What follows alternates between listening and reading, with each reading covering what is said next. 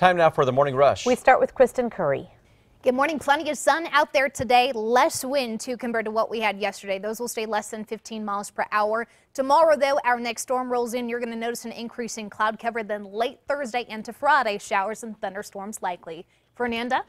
This morning, many are still likely waking up shocked by the sudden death of a well-known Albuquerque woman who died when the engine exploded on her Southwest Airlines flight. And she would do whatever she could in order to help anybody out. Many are remembering Jennifer Riordan as a local leader who deeply cared about her community and helping others. She worked as the head of community relations for Wells Fargo and was heavily involved in volunteering in the community and the local Catholic Church. More on the pilot of that Southwest flight and her ties to New Mexico coming up in the 5 Facts. Crystal? And this morning we're waiting to hear of any memorials or vigils to remember Riordan. We'll let you know when that information does make its way into our newsroom. You can also find updates on all of this on our website, KRQE.com. This morning, APD Chief Mike Geyer says there's still a lot more work to be done and they need more officers to do it. This despite new stats showing burglaries are down for the first 3 months of this year compared to last. However, in the last 3 months, there have been 18 homicides. That's a 50% increase from this time last year. The number of other violent crimes in the city shows they're still staggering. This morning, APD says a pair of teens linked to the shooting and killing of a homeless man last month. Detectives say 15-year-old Timothy Chavez and 17-year-old Anthony Gallegos walked down Manal, shot the homeless man 6 times. Police say they left, then came back to check on the victim and shot him another 6 times. The victim is identified as Ronnie Ross. This morning, an 18-year-old is wanted by state police accused of shooting a pellet gun at a semi. You can see the video there on your screen. Officers say a video posted online shows Kobe Garcia shooting from inside a truck at a semi-truck on I-40 in Albuquerque. They say Garcia used a pellet gun to shatter the truck's driver's side window.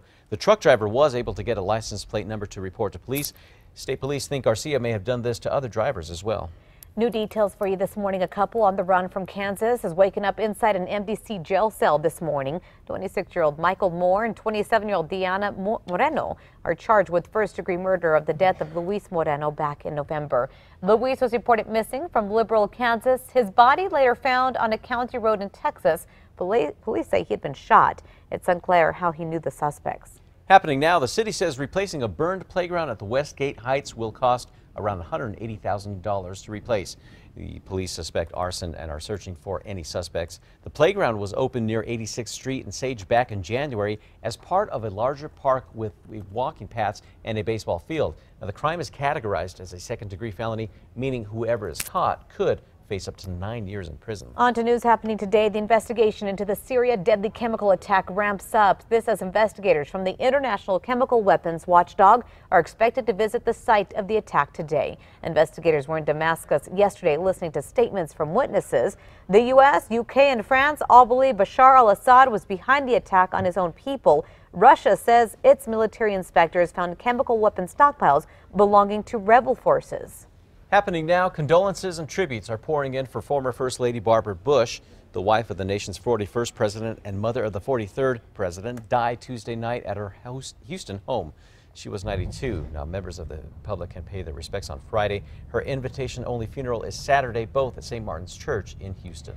A Florida senator calling for an investigation following a recent report from CBS 60 Minutes that alleges Allegiant airline may be dangerous. 60 Minutes reported it found more than 100 serious mechanical incidents between January 1st, 2016 and the end of last October. Allegiant disputes a 60 Minutes report, saying it complies with all FAA requirements. Sunport officials say they're not commenting on this report. Looking ahead, Starbucks says it will close more than 8,000 stores for the afternoon of May 29th. The closure will be to teach nearly 175,000 employees how to prevent racial bias. Now, this comes after 2 black men were arrested in Philadelphia Starbucks for not making a purchase and refusing to leave. A puppy's owner will soon have to face a judge for charges of neglect. A woman says she's been reporting to the city for months about a puppy being tied to a railing at an apartment. Yesterday, the city finally cited the puppy's owner for breaking 2 laws, including not being housed properly and being chained for more than an hour a day. The puppy's owner could have to pay a fine and could potentially have to turn over the dog. Kristen. No big weather concerns here in the metro today. We're talking sunshine overhead, high temperatures near average in the upper 60s, and light winds less than 15 miles per hour through the afternoon. Crystal? This morning, Mark Twain Elementary and APS are facing a lawsuit. The mother of a student there says in 2014, her 5-year-old son had been stuck with a dirty needle. Now she's claiming negligence on school staff. She says after her son was poked, he went to the nurse's office. She claims the nurse never notified her about the visit. It wasn't until she confronted the nurse that she confirmed what happened.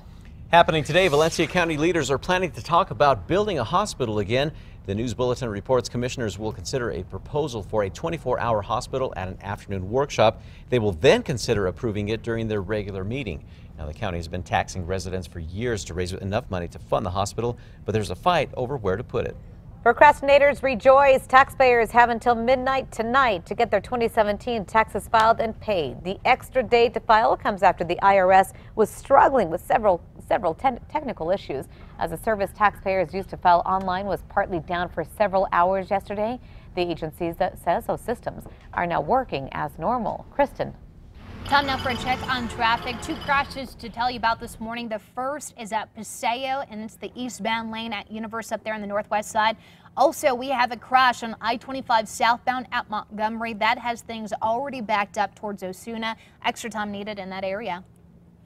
Finally, a feel-good story for your Wednesday morning. A teen in Florida is on a mission this morning to buy shoes for kids at one local elementary school.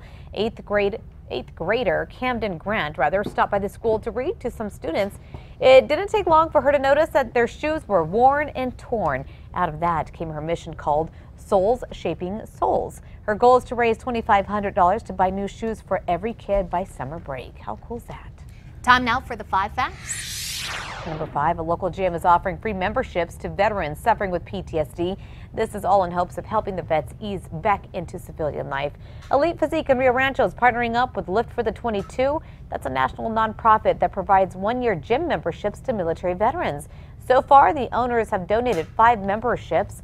All veterans need to do is just fill out an application. If you want details on this, go to our website. That's KRQE.com. And number 4, the plan to fix UNM's athletic deficit now needs to be signed by the state's higher education department at the beginning of next month. Yesterday, UNM's Board of Regents approved the athletics department's deficit plan, which includes cutting teams to save almost $2 million a year. UNM's President Garnett Stokes and Athletics Director Eddie Nunez presented Regents with the plan.